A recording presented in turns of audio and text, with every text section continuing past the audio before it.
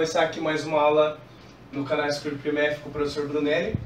Aula 5 dessa vez falando sobre somatório. Eu vou introduzir ele para vocês, a parte 1, tá certo? Depois a gente vai com mais propriedades. Então, o somatório, o que ele é? Ele é representado por essa letra grega, chamada, que é o sigma maiúsculo, tá? Então, ele consiste no quê? Ele consiste num... Ele tem a letra grega, certo? E na frente a gente coloca alguma coisa, no caso, alguma função dessa nossa chamada variável dependente, tá? Por que variável dependente? Porque a gente coloca, vamos supor que essa função, como eu estou mostrando aqui, depois vocês vão entender melhor, essa função aqui é simplesmente o i, tá? A função do i é simplesmente o i, é o nosso índice, tá? Ele é a variável dependente por quê? Porque o somatório ele depende a índice ele depende do somatório, tá? Dos limites impostos no somatório. Só que depois a gente vai ver quando a gente tem variáveis independentes, certo? Tem a variável independente do somatório. Tá? Só que tendo só essa aqui é dependente, tá? Então, como ela é simplesmente o i, então o i ele vai estar variando, ele começa o limite inferior dele é o 1, certo? E o superior é o 3. Tá? Então, o que isso quer dizer? Quer dizer que esse índice ele vai variar do 1 ao 3 nos naturais. Só que como o somatório é soma, então a gente vai catar essas variações e somar. Então, o i vai variar de 1 até 3, ou seja, 1, 2 e 3. A gente cata todas essas variações do i e soma, certo? Diferente do produtório, depois a gente vai ver que o produtório, produto, então seria 1 vezes 2 vezes 3 no produtório. Mas no somatório é 1 mais 2 mais 3. Certo? Então a gente soma, o produtório a gente multiplica. Tá? Se fosse o i ele pode ir do 2 ao 20. Tá? Então a gente pode variar o i do 2 ao 20, é simples. Então 2 mais 3 mais 4 mais 5 mais 19 mais 20. Certo? Então vai até o 20. A gente pode colocar o resultado. Aqui vai dar 6, aqui vai dar, depois se alguém quiser fazer lá, fique à vontade. Tem um jeito mais fácil de fazer isso aqui, mas não agora. Deixa para a próxima. Somatório então, já mudei a função de i já não é mais i. Porque aqui a gente tinha a função de i igual a i, simplesmente. Agora aqui a função de i é 2i, certo? Então é 2 vezes 1, mais 2 vezes 2, mais 2 vezes 3. O i continua variando, 1, 2, 3. Só que agora a gente tem o 2 multiplicando cada parcela da soma, certo? Então o 2 multiplica a primeira coisa, o 2 multiplica a segunda, o 2 multiplica a terceira. Aqui, mudei a função de novo, já não tem mais coisa multiplicando, mas agora é ao quadrado. Então o i vai variar de menos 2. Sim, ele pode variar nos inteiros, tá? Ele não precisa ser só natural, que nem a gente estava tendo aqui.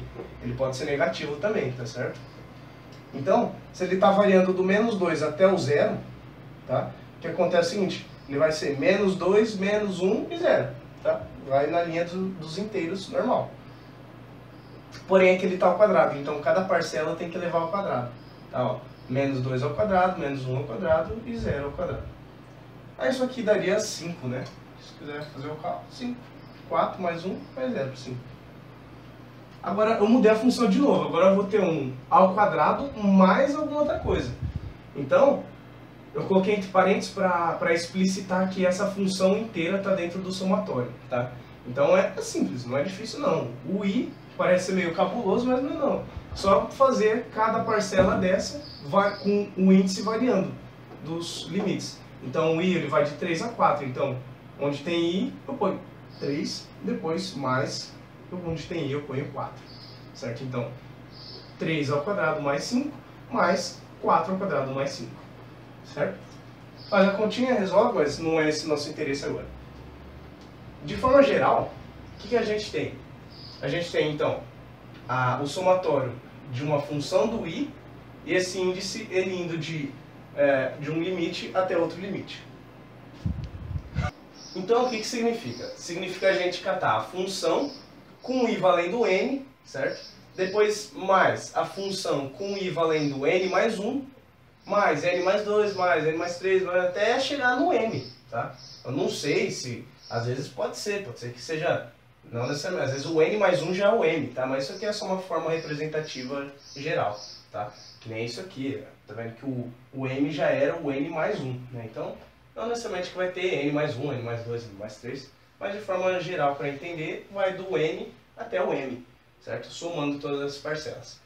Agora, se acontece o limite inferior e o limite superior serem iguais, certo? O n, vai ser simplesmente, vai começar no i valendo do n e vai terminar nele mesmo. Então, isso aqui, do i de n até n, é simplesmente a função nesse ponto n, certo? Nesse valor n. Agora, quando acontece, essa notação que eu usei aqui, nesse parênteses e a setinha, é só uma notação que a gente usa em álgebra de proposições, tá? Por exemplo, aqui é essa preposição que eu estou falando que m é menor que n, então essa preposição leva a essa preposição, ou seja, essa afirmação acarreta essa afirmação aqui, tá? Então, o que significaria? Se o m for menor que n, certo? O m menor que n, isso aqui implica que, ou seja, o m é menor que o n. Percebe que, em todos os casos, o limite superior era maior que o limite inferior, tá? Então, o limite superior maior que o inferior, maior que o inferior, maior que o inferior, maior que o inferior, tá? De todas as formas, aqui também, aqui ele era igual, mas aqui o limite superior ele é menor, tá? O limite superior é menor que o limite inferior. Então, isso aqui acarreta no quê? Como a gente não teria como somar uma coisa, não tem como ir como ele vai sempre do menor para o maior, não tem como ele ir do menor, não tem como ele ir do maior para o menor. Então, ele só vai para cima, não vai para baixo. Então, é como se não tem como fazer essa soma. Então, quando não tem a soma, é zero, certo? Então, por hoje é só, galerinha. Até o próximo vídeo. Valeu!